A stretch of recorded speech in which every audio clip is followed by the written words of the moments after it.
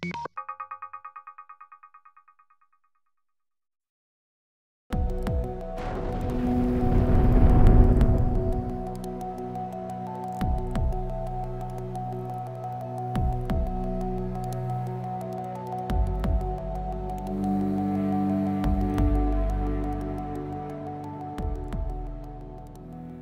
going to go ahead and launch into our first case study group. Here with us on stage are Brad Hughes from UC Irvine and Rajiv Uttamchandani from the New York Film Academy. And moving forward with all the speakers, if anybody uses an acronym, just throw it out there what it stands for, just so everybody's in the know. So welcome these two gentlemen up on stage.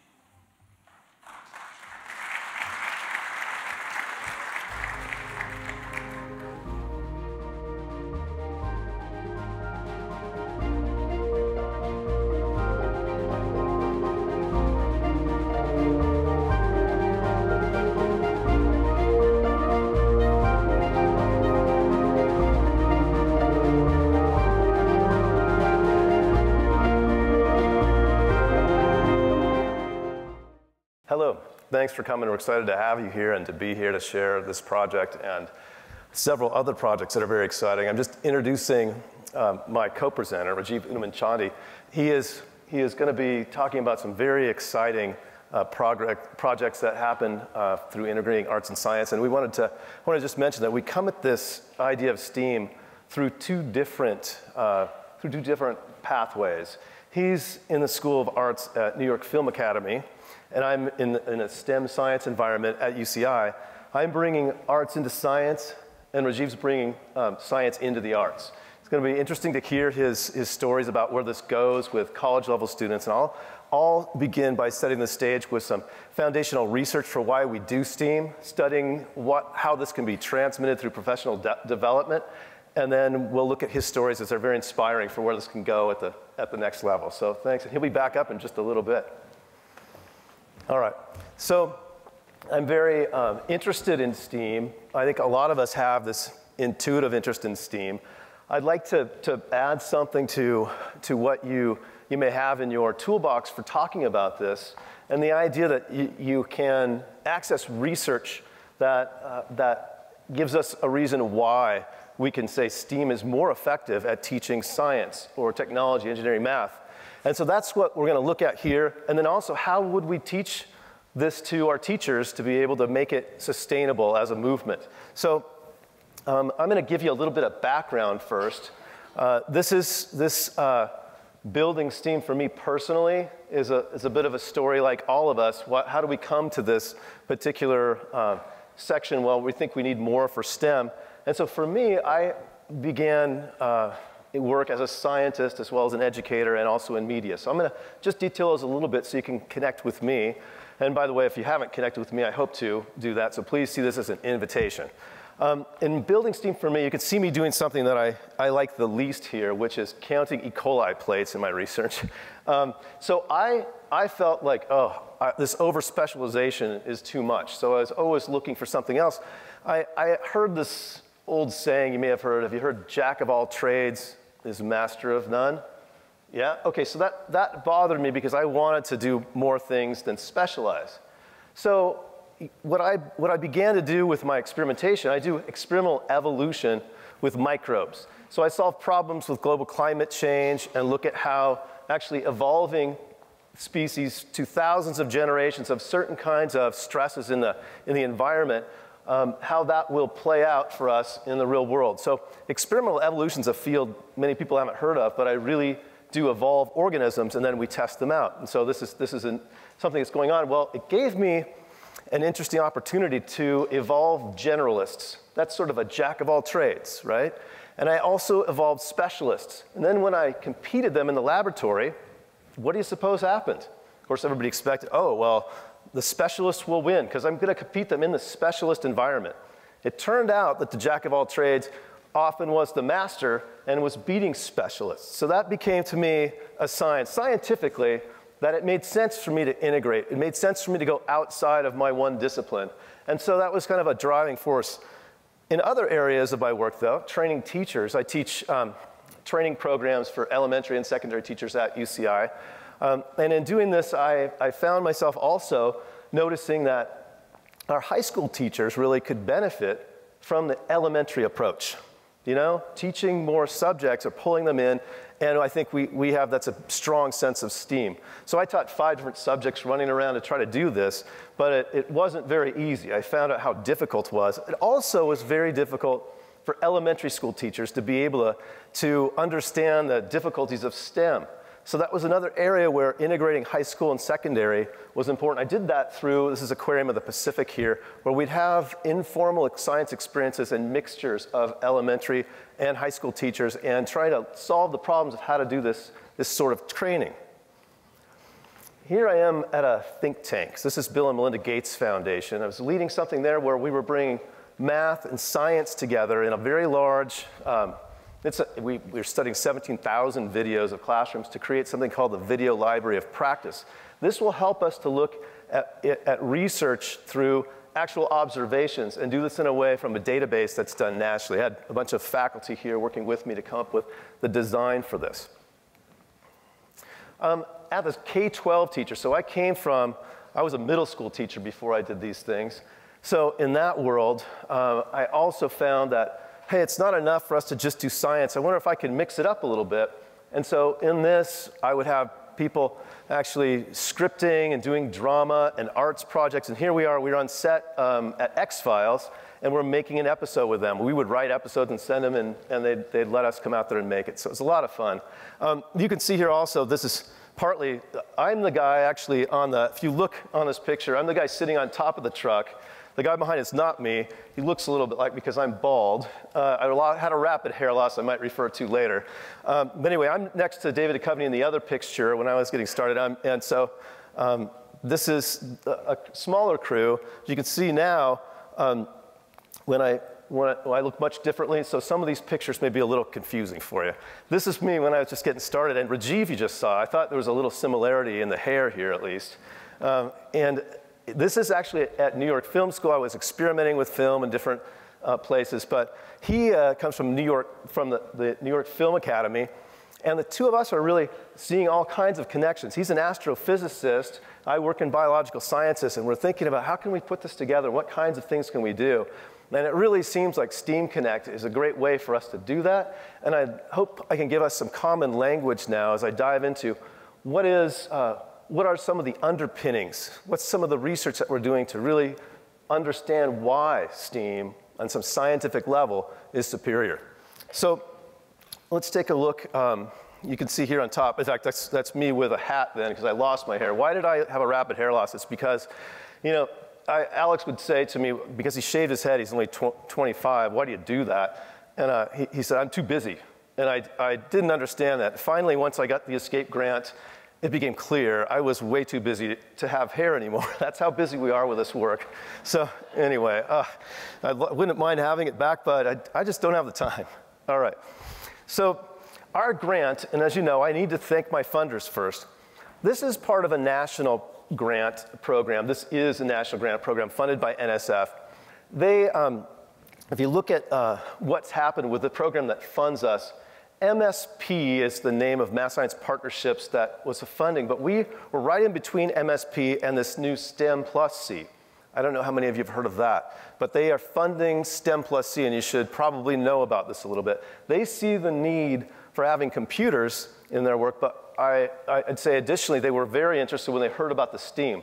This is the largest funded program for anything of its kind with arts and integration and STEAM in the country. It's $6.4 million that we have for this initial work, and we plan to expand it. It's going to be exported nationally. I'll talk about that a little bit more as we move on.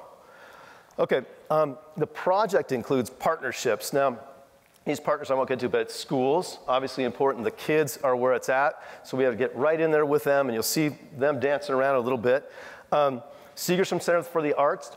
Our Arts Institute is a big part of this, and I want to tell you about that. At the bottom, it's just UCI, that's where I'm from, and then this National Science Foundation, all right? So let's dive in and see a little bit more about ESCAPE, and then we'll go from there.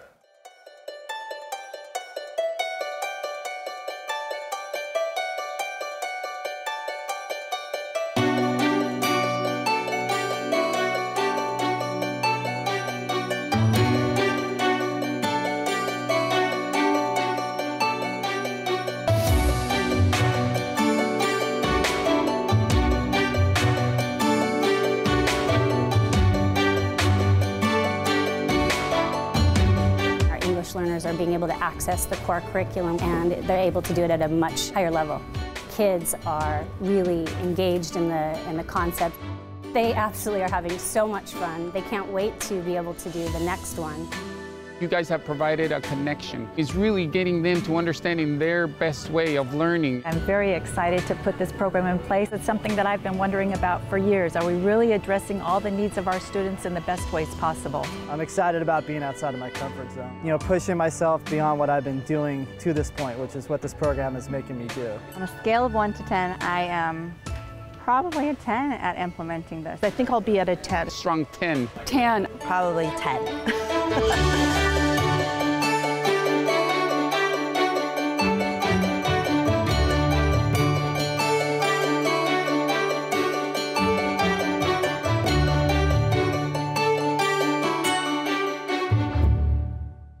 Was it a lot of fun? Yeah. How much fun was it?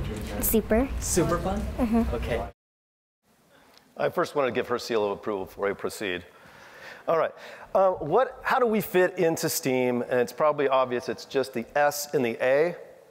But the methodologies and the research we find really applies to the psychological underpinnings of our work, which should include the rest of TEAM for that, so that we're looking at technology, engineering, and math, and how that could benefit from arts as well. And I'm very interested in have other grant programs where bringing engineering in, it's a huge issue, that we don't do enough of that, and that's a wonderful thing to talk about at another time. So our arts integration, I think probably the most important thing is that we have great arts instruction to really understand that. So not many of us can cover all the fields and areas. So a big part of this was having some of the best arts educators around. Center for the Arts has very large active education programs in which the best and brightest work intently to bring the visual and performing arts to the ESCAPE project through fantastic new ideas for integrating the arts into STEM subjects and into science in particular. Our staff is made up of educators and professional master teaching artists working together to serve nearly 300,000 people in 5 Southern California counties. It is an extraordinary honor to work closely with my colleagues and our teaching artists to bring such a high level of innovation to arts integration. This work is so important to everyone because it provides both teachers and their students a world-class opportunity to put the fantastic tools that only the arts can provide to excellent use in teaching and learning STEM subjects. Okay, so to begin with here, I think we have a sense, if you were chatting like last night, having a cocktail and saying, oh, STEAM, I'm into that, it's so motivating for students.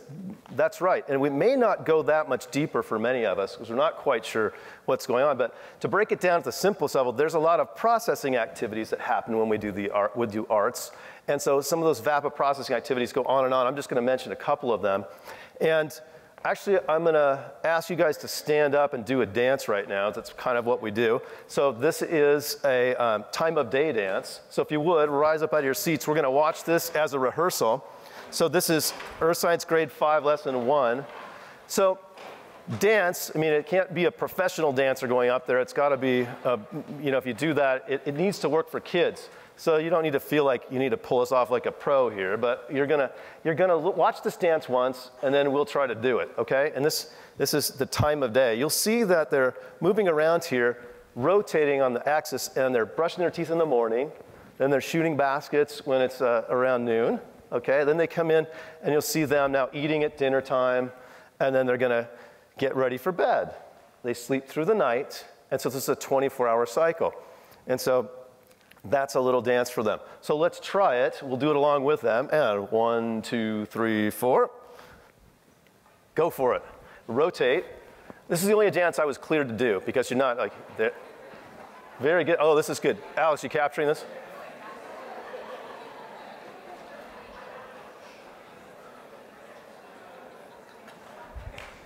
Awesome. Very good. I'm very impressed. All right. So go ahead, have a seat. The next movement we aren't allowed to do here, but these kids are doing something called the elaboration. The last one was a rehearsal. So we watched in rehearsal and then did it. Sedimentation is taught here first with sediment bottles. You see bigger particles at the bottom, smaller on top. And now the kids come in and actually act it out. So you see here, the smaller particles, little grains of sand are flying around. And then they get down on the ground and say, oh, these are big boulders that we see. And so that's next here. And the boulders are just pushing these really slow and moving down. So this is this sense of a processing where they're elaborating on the process of the lab with their embodied cognition and their dancing. Okay. We probably also would think that, hey, drawing pictures is a big part of this art. So studio arts, and we see that, yeah, it's definitely helpful, and there's data to back that up, both as learning the concept and as reversing misconceptions. In fact, let's look at misconceptions for a minute. This might be surprising to you that 1/4 of Americans don't know that it's the Earth that revolves around the sun. And you might think, oh, that's just an American problem in our schools. But in Europe, it's 1 in 3 who don't know that. So it's amazing. But this is actually extremely common. In fact, let's take a look at this a little bit more about when these were discovered. So misconceptions first were discovered about 30 years ago, and this was the video that kicked it off.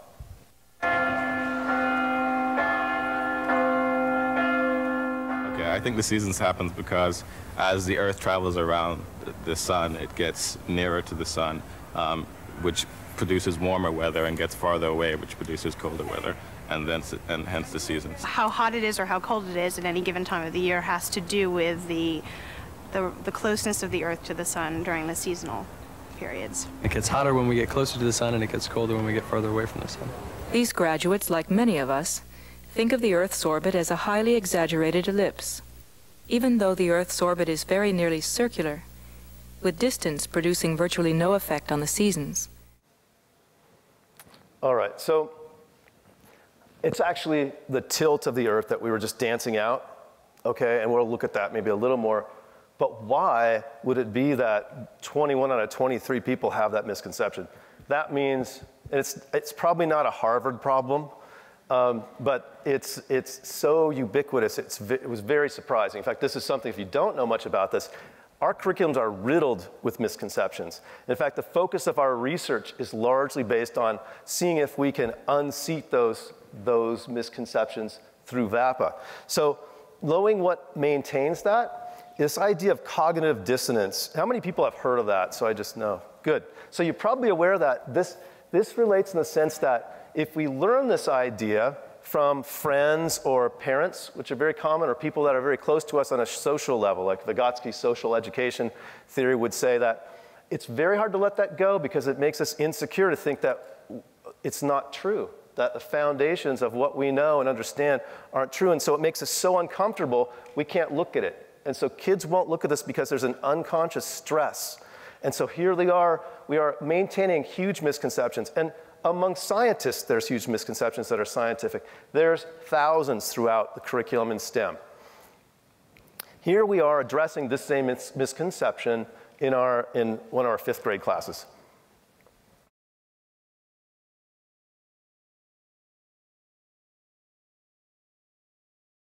Right hand high, left hand low, and move your hands away from your body a little bit. That's the tilt of the axis of the Earth. When our tilt is toward the sun, we're getting the most direct light. What season do you think that might be? It might be summer. And how long do you think our days would be? Would they be longer or shorter? Longer. Whose right hands are getting the most direct light from the sun? Just in the way you're standing. Who's getting the most direct light? Yeah, but whose right hand? Is this right hand getting the most direct light? No. The left's right hand. Well, you guys have it up here kind of close to the sun. So you know we're on a tilt. Now the tilt never changes. So when we orbit the sun counterclockwise. Do not change your axis. Good job. Good job. What happens as the summer changes to fall? What happens? What happens that we notice that's different? The days get colder and the tilt is starting to get farther away. Very good. One thing I learned today is? One thing I learned today is that we have direct and indirect sunlight because of the tilt. The tilt and the curve. The curve. The tilt stays the same. But what that does is it gives us different seasons. All right. So thinking back to the challenge maybe you felt when you got up to do the dance. There's a little bit of challenge. There's challenges, other challenges too. This is a challenge for ELLs. I want to think about that a little bit. It's challenging with the language of science. We have here technical vocabulary, so if you tried to read that, you might have a little trouble pronouncing it. Nominalization, you look at this and it's, oh, let's make some fancy nouns. We do this in educational research all the time so that people won't understand what we're trying to do. It helps us get grants. So the ordinary words like the school of fish or 3 different kinds of degrees, I'll take the easy one. So if you look at affective filter, you can think about this. The affective filter is this sense of stress that we get. It's anxiety. It is increased if we have low self-confidence in a task or if we're not motivated. So we're going to look at this a little deeper and think about VAPA affecting the filter. Okay, so reducing affective filter is very helpful to us, and so we'll take a quick look at that. And if you did feel stressed, we were pretty happy to do the dance, but you might have immediately, when it happened, felt some kind of nervousness. That same kind of nervousness, we didn't know what we're doing in this dance. ELLs don't understand the language, and it's a real problem. We'll take a look at this. A key goal of our project is to make science education accessible to students who have limited proficiency in English.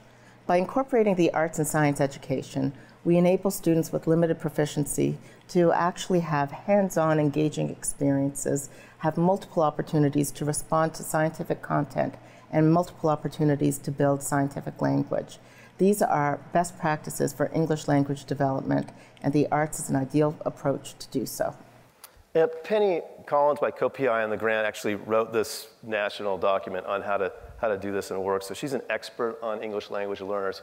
We actually go well beyond this, though. Our work is actually about taking VAPA to the next step. So it's standard in our lessons that we take care of what is important for ELLs, but now we want to show how VAPA does that one better. So cognitive load is another area, like affective filter, and Gabriel Estrella is one of my grad students working on this. Cognitive load theory takes our working memory capacity and cognitive processing into account when explaining how instruction can either facilitate or impede meaningful learning. Using this as a theoretical framework, we can empirically assess how inquiry and VAPA lessons differentially impact cognitive load and subsequent science learning and performance.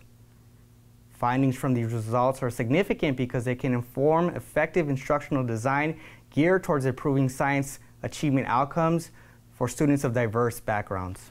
All right, and the big thing on this is that we're adding a kinesthetic channel, where before we're only working through verbal and visual. This gives us more cognitive capacity.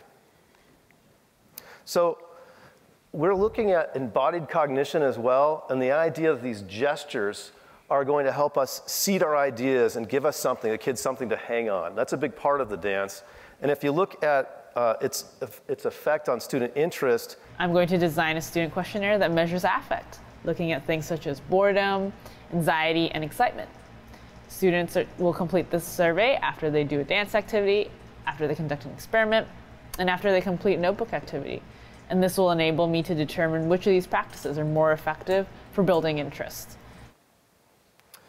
So when we design this curriculum, we work with experts in both education as researchers, in professional development. We have STEM scientists, and then we have artists who both have experience with some education issues. We have 3 levels that we teach at grades 3, 4, and grades 5. And then you saw some of that footage from grade 5 before. We also integrate video storytelling into our work, and this is obviously a very important area. And so shows like Bill Nye or Jeff Corner or The Magic School Bus, there's a story component to that science that makes it very interesting. And so this is Castle Kim, one of my graduate students who is working with this. In Escape, I'm producing the next generation of educational program, Wild Wonders. Wild Wonders is a series of funny videos that explores different biological topics through a story.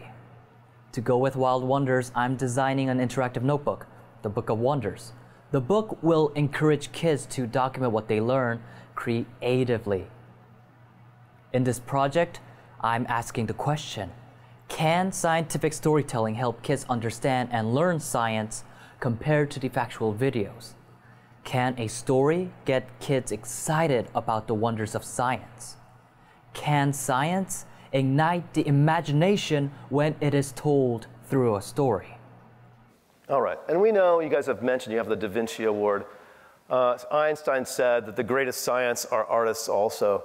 The Book of Wonders is a notebooking tool that we use that actually weaves together the curriculum and the different videos that we have. And you can see one of the nice things about this is that in notebooking, the kids make it their own, they get ownership of it. That also ties them in and reduces the affective filter and increases the motivation.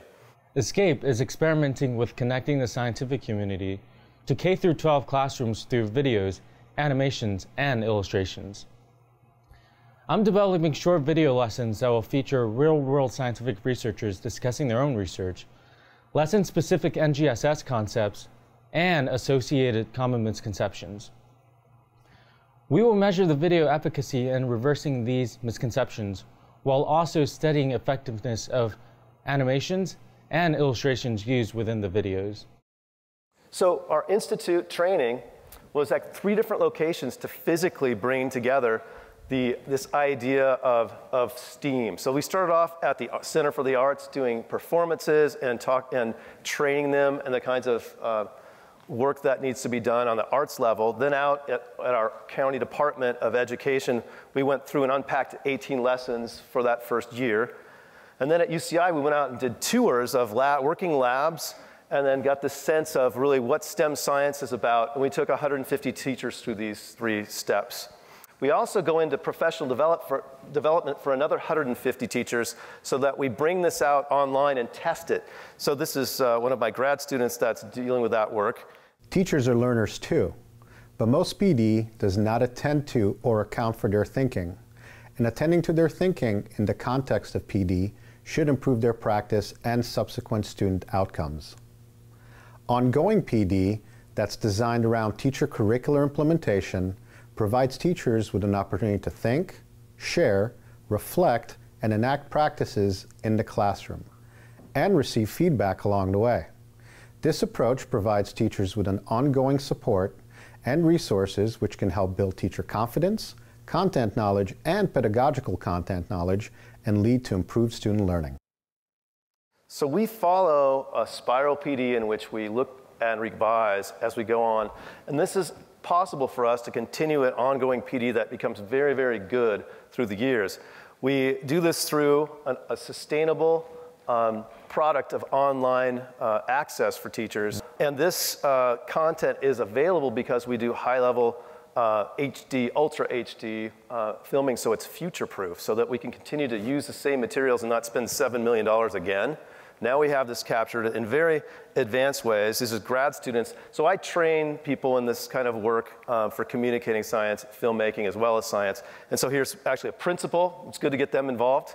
And then a grad student on the right there also. You can see the setup there is fairly complex. We have advanced microphonics. I build these cones, and then I am able to tap in conversations throughout the room, and then work with 4 or 5 cameras so that I can go back later and edit it any way I want to for my purposes.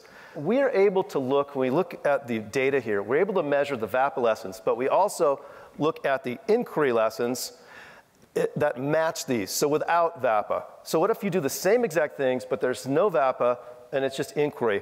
What do you think would happen if you measured those? Now, consider that, and also, what if I combine it, and I do VAPA first, then inquiry, or inquiry first, and then VAPA? That's the setup here. So I'm gonna take a look at both of those, the combination of it, the single VAPA integration, and then just the inquiry alone. Here's what happened. This is our initial data. Now, it's very initial, and we're just about done here. You can see here that the single training of VAPA was better, higher improvements in their overall knowledge. And then the combined also, VAPA first before inquiry was better than inquiry first and then VAPA. So you can think for yourself why that might be, what's going on there.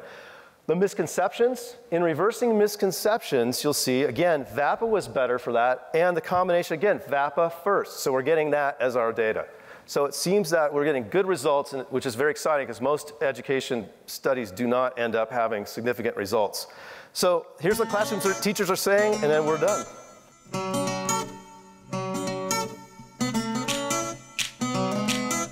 ESCAPE is very different than what we have seen in the past. Integrate. It's like, how? And This is very practical. Oh my gosh, the students were absolutely thrilled, highly engaged. Very enthusiastic and excited every time we were, whether it was doing the dance and music or doing the lessons within the classroom. Oh, rain or pebbles. They actually do the gestures and they talk about what it is. My English learners are using the word, so they're using sedimentation when they're talking about science and weathering and erosion. They're actually making connections from what they learned in science to what their real world. Concepts were abstract in 5th grade that we were learning about, but I think because of all the different dance lessons and the different experiments that we were able to do with them, it became more concrete. Several students have that light bulb come on all of a sudden. It's one of those times where you love when you find those things where the kids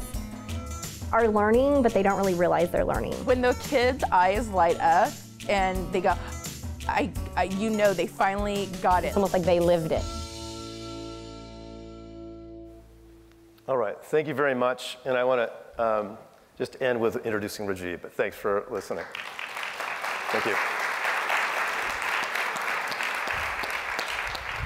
So Rajiv has some great stories about things, so let's get right to that. Thank you, Brad. All right, thanks. Hello, hello. Is it working? I can't even tell. Pleasure meeting all of you or seeing all of you. Thank you, Kim. Thank you, Brad, for a wonderful presentation. And Kim, of course, for organizing this wonderful, wonderful event. I think it's fantastic. It gives us an opportunity to share our stories and our work. As Brad mentioned, my name is Rajiv Uttamchandani. I'm an astrophysicist and a professor at the New York Film Academy. I'm the director of STEAM education initiatives at the school. And this presentation will be basically, it's more informal than Brad's, and we'll just kind of share a little bit of our story, what we've done, what we've accomplished, and the motivations that sort of motivate me to teach science to visual and performing artists. And the New York Film Academy, it's an accredited institution. It's a film school. It's a visual and performing arts school. So as an astrophysicist, you go into the school and you say, well, how am I going to teach subjects that I'm incredibly passionate about to students who want to become actors or producers or cinematographers or filmmakers? And so this hopefully will give you an idea of how we approach this sort of wonderful group of students, and you'll see some of the stories that we have to share. So just to give you a brief overview of the talk, we'll talk about the necessity of telling a story. Why is it that all of us should be sharing our stories, especially if we are scientists, and to share that information with the public?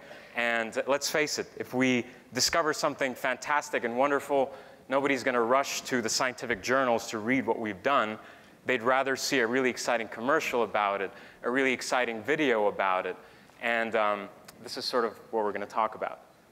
Next, we'll talk about from STEM to STEAM, teaching physics, astronomy, mathematics, and these subjects at the New York Film Academy to visual performing arts students. What have we done? What do we want to accomplish? And we'll show just a couple of videos about that. And finally, a little bit more of the technical details, how we're capturing our programs in a very exciting case study, which we hope to really wrap up within the next, maybe 2 years or so. So it's long term. And we've just started this. It's very exciting. I'll share that with you. OK, telling a story. So Hollywood, that's sort of the world that we come in with, at least with the school. And I'm an astrophysicist, so I go in there and I try to look really cool in front of my students by alluding to like Tom Cruise or Angelina Jolie or all these very famous individuals. And of course, they appreciate that. So if we have a mathematical problem or problem mathematics where we're, let's say, trying to measure the height of a building, then I say, well, Tom Cruise in Mission Impossible 5 or 6 has to jump off of this building, but then he remembered getting my lesson in school, and what did he remember about that? How is he going to measure the height so that he can determine if he's going to jump off this building and successfully land, or if something bad happens? Hollywood is a wonderful sort of industry that can share stories and inspire people to become better intellectuals, to become better human beings. And being at the school, we realize that power. And at least with STEM, a lot of individuals, a lot of people know science and all these fields from watching Hollywood films. So if we utilize that tool, if you will, if you utilize that industry to showcase our advancements as a human civilization in STEM, in science, I think that's a wonderful tool. So I'm just going to show you some pictures, and let's see if you can remember which movies these are from. So first, right, I think I heard that. You like my students kind of just whispering. The Imitation Game with our friend Benedict Cumberbatch. And of course, it tells the story of Alan Turing and the development of the first electronic computer, the ENIAC, which was built here in the United States, and the Colossus, which was built in the British. So this is around World War II. Great movie. Next. Yes, very good. The gentleman somewhere there. You'll get a hug from me afterwards for getting the right answer. 2001: A Space Odyssey. So at least in its base elements, it was very scientifically accurate, aside from everything else that it did. Then next. Obviously, it just came out. Interstellar. It was actually a very good movie. I got very emotional, you know, while watching because of the music and everything. So it was very good. And of course, Dr. Kip Thorne, who's in Caltech, and I've met him several times, actually, a very nice gentleman, a world-renowned expert in wormholes and time travel, an astrophysicist as well. And he governed the entire production of this film. So at least in its treatment of these science fiction elements of hyperdimensional space and time travel, transmitting information back through time, it's very, very accurate, actually. So wonderful movie. Next, Apollo 13. So as we scientists like to refer to that mission, the successful failure of Apollo 13 to land on the moon. So we learned a lot from it, but of course we could not land the moon because of a number of reasons. And the most popular one, which I will show next, and this is a short film. And I'll show you a clip, just a picture from this short film, and let's see if you recognize that. So it's sort of, that's me, actually, and that's a shot from one of my students' films. And the reason I show it, it has all of 25 views on YouTube before it was taken down. So this is for my astronomy class. My students made this video about 2 years ago. And in especially in my astronomy and physics classes, my final project is always to capture some of the concepts that we've learned in class in the context of a story. So you can either write a story or screenplay, you can either shoot a short film, but it has to be based on accurate scientific concepts. And even if you deal with science fiction concepts like time travel or parallel universes or whatever else it is, then it has to at least be as accurate as possible. So what these students did was, there were two of them, Matthew and Malachi, wherever you are, love you guys. It's been 2 years. So what they did was, after class one day, they asked me, said, Rajiv, could you please talk about black holes and how they're formed? So I said, okay, fine, I'll do that. And they wanted to include that in their film. So I did, and I was talking about the black hole and Schwarzschild radius and things like that, writing fancy equations on the board. And I was so surprised, I was very pleasantly pleased when I saw the product, when they showcased it in the final class, because what they did was, so the story was set that they wanted extra time to study for my final exam. So the film starts with them kind of throwing across this paper because they failed the midterm. And they built the space car, so I don't know how they can fail the midterm if they built a space car, but that's another story. And to slow down time, because in special relativity, the faster you travel, closer to the speed of light, time is slower for you. Of course, in this case, it has a completely opposite effect. They have even less time to study for the exam, but I let that slide. So they get lost in a parallel universe because they go through this black hole by mistake, and they're lost. So they don't know how to get back into our universe here. So what they did was, in this car that they had this dashboard that says Ask Rajiv. So one of my students was like, I got it, let's just ask Rajiv. And he pressed the button, and I had my Ben Kenobi moment, you know, we're like, greetings, my students.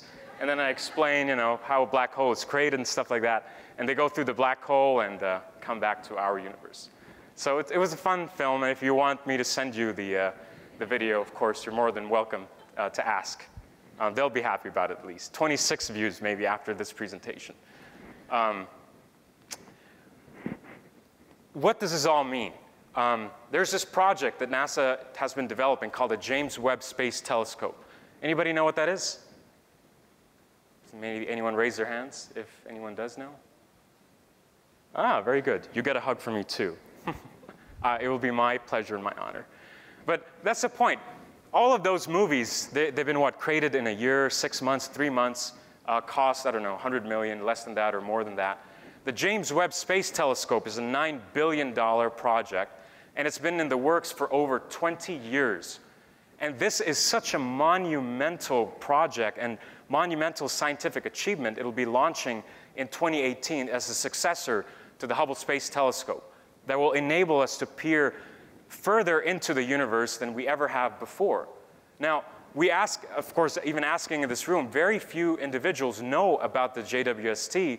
And as a scientist, and this is taxpayers' money, of course, funding this thing, we have an obligation not just to conduct research, but to share that research, to share that passion with as many people as we can. And again, in the context of talks or presentations or even scientific papers, the audience is very, very limited. We need to capture this in the context of a scientific storytelling, produce very exciting videos, and to kind of explain a little bit about what that is, this is just a graphic that shows you where the JWST is. It's all the way at the bottom, and all the other telescopes that we've had so far at the top.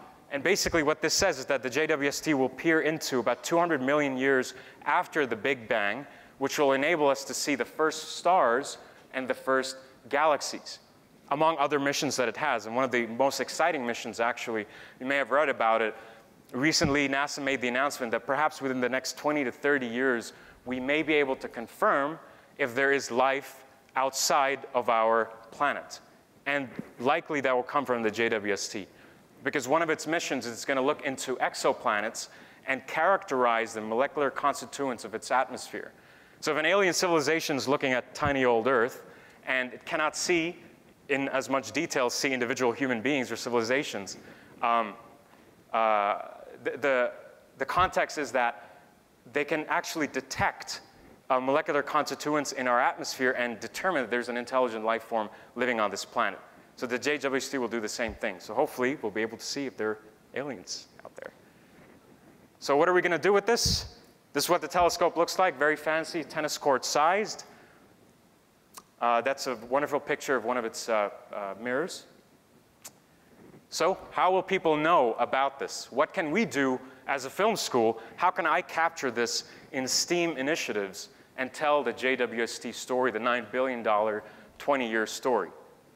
We'll formulate or produce 30 to 60-second PSAs, animations, and we'll capture that in interactive kiosks, which we may feature in airports over the next 1 or 2 years. So this is a collaboration that we've started with NASA and with Northrop Grumman to capture the development of the James Webb Space Telescope in the context of the classes that we teach at the New York Film Academy.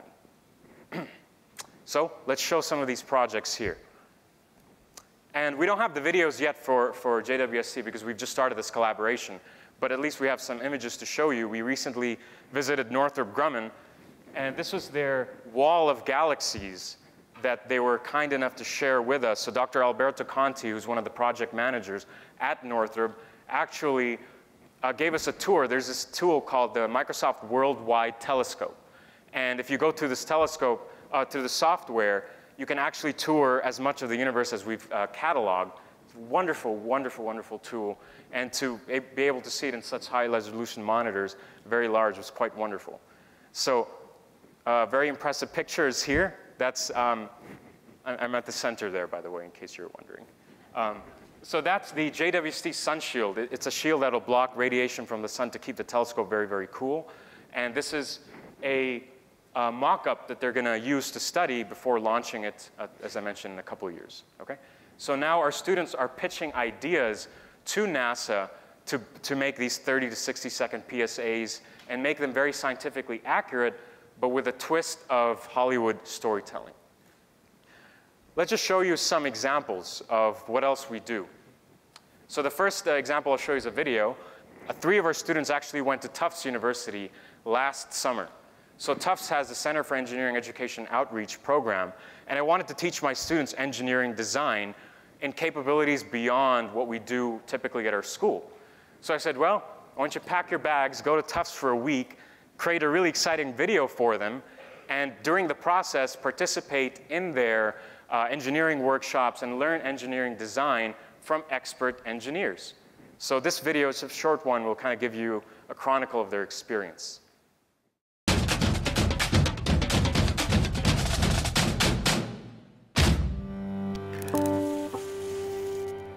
Hi, my name is Triana Garcia. My name is Tristan Simpson. And my name is John Marco Hellman. I'm in the BFA Filmmaking. Bachelor of Fine Arts degree. I'm a BFA Filmmaking student at New York Film Academy in Los Angeles.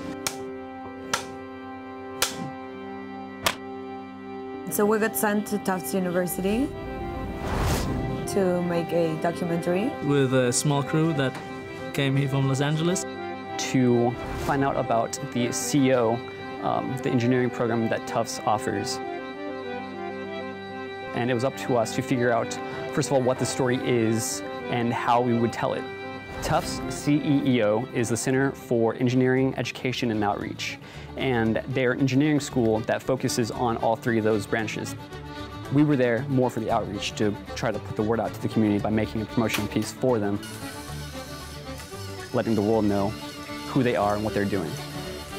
CEO is really big working with children because they really want to start children off early, letting them know how fun and magical engineering can be. Yeah, this is that famous scene from Jurassic Park. Objects are closer in mirror than they appear. I feel like they got curious about filmmaking, just like we did about engineering. There is engineering in filmmaking. Someone had to engineer a camera. And there's also creativity in engineering. They make these robots that are like insects out of Legos that can walk. And how is that not creative? I had a great time over there. I learned a lot, and they made it a lot of fun to be there. Yeah, it's just a great experience. And no other school, as far as I know, has this opportunity for the filmmaker. Okay. So you get an idea of what we do. It's really fun for the students to be able to participate in programs, and it means something to them because we're not just sort of teaching them out of context. We say, you have to make a video for these guys, and which means that you have to understand as much or as many aspects of engineering and engineering design as possible. So it's a wonderful experience. It gives meaning to these subjects which may traditionally not have any sort of relevance to these students. Again, these are 3 filmmakers that we sent. As another example, because we have an animation department at the New York Film Academy as well, so I had one of my students who made this animation with a faculty supervisor, and I said, well, you know, you're in my astronomy class, rather than creating a light speed study time video of parallel universes, why don't you animate the research of one of my colleagues? So we collaborated with Caltech, and so what he did was he discovered this star called a brown dwarf star. It's what we call a star that didn't quite make it. And it's sort of between a planet like Jupiter and a main sequence star like the Sun. So where's that bridge that gaps a planet, and as it contains more and more and more gases, and then starts to have thermonuclear reactions to become a star. So brown dwarf stars are very exciting. They're very hard to detect. So what Dr. David Kirkpatrick, my colleague, did was he detected this one brown dwarf star that was moving at near escape velocity in orbit around the center of our galaxy. And he used data from about 60 years of telescope observation. And you can see the difference of the images taken from these telescopes and then animating all of that so it becomes very visually appealing, so that people who are not experts in science can say, wow, that actually looks kind of cool. It's not just a Where's Waldo type of thing, you know? So here, you can see that. So that's actual telescope data. That's from the Digital Sky Survey. And that's a star that's moving. So this is hiding in plain sight. And once again, our students and some of our faculty members creating this had to understand as much of the dynamics of brown dwarf stars as possible. And you can see as it moves, this is an animated version, and all of that, these are the actual data that has been taken. So we kind of extrapolate that information. And it's pretty simple in its style, but you can see, again, the difference in visual appeal from real scientific or real images, and these real images translated into a very visually appealing animation. And this is from the 2-mast telescope. And finally, and And you can see how blurry that is from the Ys. And again, just imagine if you're a student and you're taking a class in astronomy and you're actually doing what you love doing, creating animations, and you are not forced to learn anything. You have to learn it because you have to create a visual product that you are extremely passionate about. So the difference in impact is monumental, and that's sort of part of the research that we want to conduct, because we can show these videos and talk about it, but can we actually quantify that research? This is another video. So I also do a lot of research on climate change, climate science. So my astronomy class, again, this was mid last year, and I had an astronomy class with actors. So I said, let's do this project where we will launch high altitude weather balloons into space, outfit them with cameras and all kinds of fancy instruments to measure temperature, pressure, humidity, and all of these things, and try to link that to available data based on our climate change understanding currently.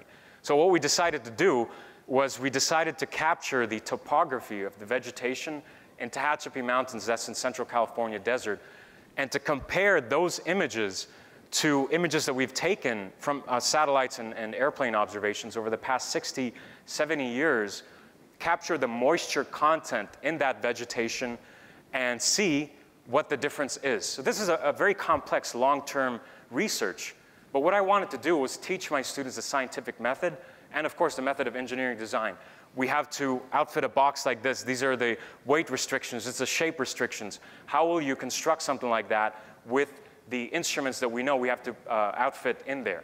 And the research is something that I've taken over, that I'm working with 2 other colleagues from JPL, and which we'll be working on for, well, a long time, let's just say. So let's watch this video, and I think it's been very, very well done, so hopefully you like it as well.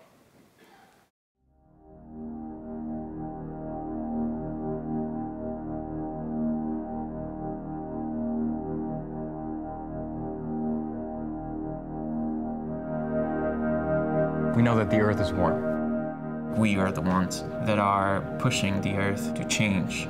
We need to actually do something about it. We need to preserve this beauty. It is a global phenomenon, but it's very difficult to do research on a global scale, so what's more tangible to do is to get these experiences on a local scale. Therein lies the context of this project. For our students to actually, by themselves, take images of the Earth from increasing altitudes.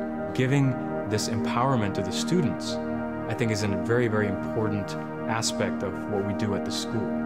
To analyze some footage and look at the fields. The vegetation, how it's changed. Southern California has been experiencing droughts the past many decades. Comparing infrared images to visible light images will give us an indication of how much moisture is actually contained within natural vegetation here in Southern California.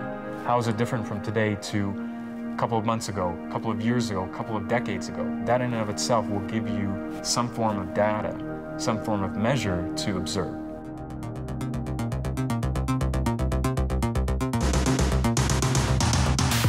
We met like around 5:45 in the morning to go and launch the balloons. It didn't ever feel real until we were actually there in Tehachapi and we're building the balloons. It was this whole process. You fill this giant latex balloon with helium and you get it to be really big. The balloon is huge, like it's even bigger than me. The cameras were turned on, the tracking devices were working properly. Now is the time to let it go. You ready? You got it? Okay. All right. 3, 2, 1, go!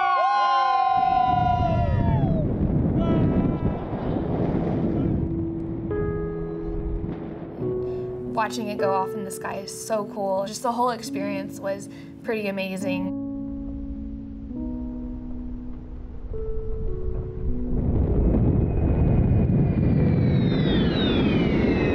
We have to imagine we're at the mercy of nature. We have a general idea of what the wind pattern conditions will be like based on current prediction systems that we do have, but we never know exactly what's going to happen.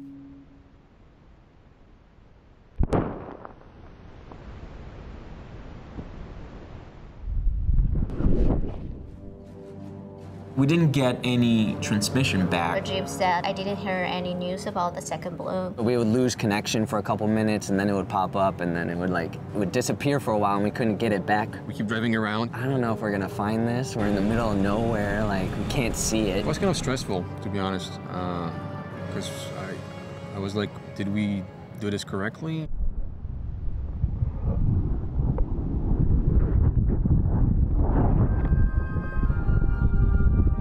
Finally, after an hour, a couple hours, we got the GPS signal back. Rajiv yelled, "We got the location, we got it!" And like everybody just took a huge breath after that because we were kind of holding it. It took some time though, because like was lost in the desert. It's a really small parachute in a really small box. And we spread out all over like in a line. I remember someone yelling, "Found it, found it!" Everything was intact. One of the GoPro cameras landed in its face.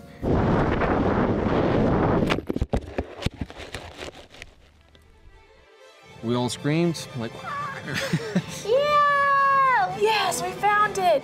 We got our balloons back. After that, I remember as soon as I got into the van, I slept. We see how beautiful our Earth is. And then to see like the mountains and the vegetation. The blue line, then go white, and then go dark. We got everything we expected and more. The change is definitely there. Now it's marking exactly where those changes are and exactly quantifying what those changes are.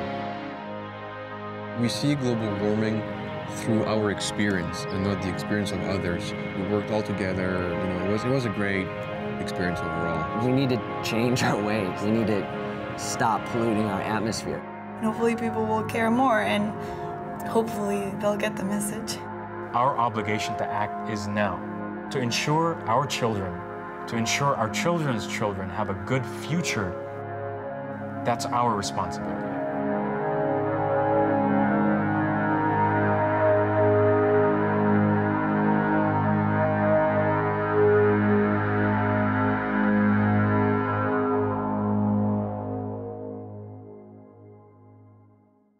Does anybody need a Kleenex or something? So, as you can see, the impact that such a project has on the students is extremely significant. And to kind of allude to what Brad said earlier, well, in terms of misconceptions, climate change is real, and because of our cameras, we can confirm that the Earth is round. It's a joke, you know. So. But again, it's giving the students the ownership of, here's a real-time, real-world research project, and now it's up to you to do something about it. I'll be here as a guiding hand, and the actual research itself, as I mentioned, is extremely complex. But what the students learn from it, engineering design, the scientific method, is phenomenal. And especially if we tell them, you know what, next week you'll be in front of a camera and you'll be interviewed, and you're an actor, so you better, you know, get your act together and sound very smart. And of course, which means that they have to go in and review all the science so that when they're asked the questions about climate change or about the project itself, they know exactly at the snap of a finger what to say and what the details are about that. So this is actually part of what we call a New York Film Academy or Film School in Space sort of initiative. And we did our first project 2 years ago. It was also a high altitude weather balloon, but it was just kind of for fun to teach my students the buoyancy of gases and the difference between, for example, hydrogen and helium, the rising, falling rate and whatnot. And so one of my students, he was an animation student, and he made a statue of this guy holding a camera. And so our camera was kind of pointing to that statue, and we saw that rise and fall, essentially. So it was really cool. This was our second one, which was, of course, much more serious with much more meaning. And we'll probably do another one, if not this year, then next year. So I was thinking, well, I can't just do 3 balloons now. That seemed kind of redundant. So how do we go the next step? And I'm not sure if you know, but there's these things called CubeSats. Anybody know what CubeSats are? Maybe? Yes, another hug for you, ma'am. CubeSats are basically what we call micro or nano satellites. They're about 10 by 10 by 10 centimeters, and very light, of course, very inexpensive. I think if you make it, it's around $8,000 to $10,000. You still need a ride into space. So what NASA does is, if you put in some really cool scientific experiments that have some real either research value or educational value, you send a proposal to NASA, I have to use my contacts for that, you know, inside contacts. And you get a ride into one of their rockets, because they send things up there all the time, satellites that orbit the Earth. And so we'll probably do that. So we'll be orbiting the Earth for about 3 or 4 months before the orbit disintegrates and falls back into the Earth. So that's another very complex project, but at least the, again, scientific method, engineering design, project-based learning, those are extremely important things, and the students can certainly learn a lot from it. And capturing this in a nice story be very, very exciting for them as storytellers. So just to discuss a little bit about some of the research that we would like to capture in all this. So the first question, how do the rigor and structure of the scientific method affect traditionally creative-minded students? So our students are visual performing artists, very creative, very outgoing, things like that. And in order to place some sort of a structure in their methods of thinking, how can we use all these projects that we've done, project-based learning, learning outside of the classroom, science-based screenplays or short films and things like that? How do we quantify that? Do unique hands-on project-based programs offer benefits over traditional classroom methods of teaching? So again, this climate change project and NIFA in space, all of these different things, how does that impact the students? Because I can write equations all day long, and I love mathematics.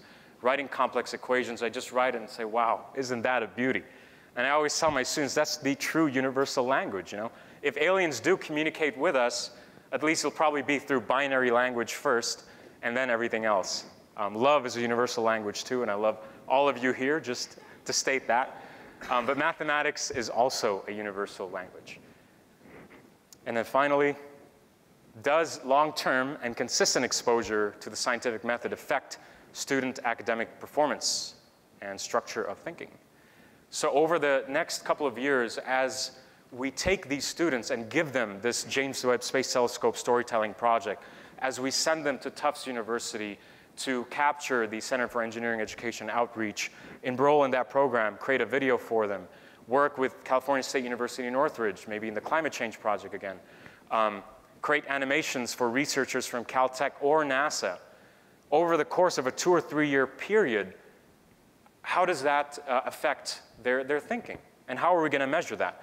Because my sort of bold hypothesis, if you will, is that if you learn science over the course of many, many years, that really has an impact on every single action that you do. And I always tell students, next time you're out in a car and somebody cuts you off, just remember some of the projects we've done. Just remember the vastness of this universe. And sometimes you'll forget all of these ills of society that we have. So our case study randomly selected BFA students participating in STEAM projects throughout the duration of the program. That's what we're going to quantify through exams, compare their exams to the rest of the school who haven't been participating in this program. Interview them, of course, give them certain scenarios and say, how will you respond to that? See the evolution over the next couple of years. Look at their class projects, either projects within the STEAM program or projects that they conduct within their other classes. And finally, their actual production as filmmakers, as actors, as screenwriters, as storytellers. How does that impact them? And that's actually going to be very, very exciting, and we're really excited to capture all of these questions. So that's pretty much it. STEAM, the next generation teaching module. Kind of cool ending to the talk, right? That was all me, by the way. So thank you very much, again, all of you. I appreciate that. Again, thank you, Kim. Thank you, Brad. And you guys take care. See ya.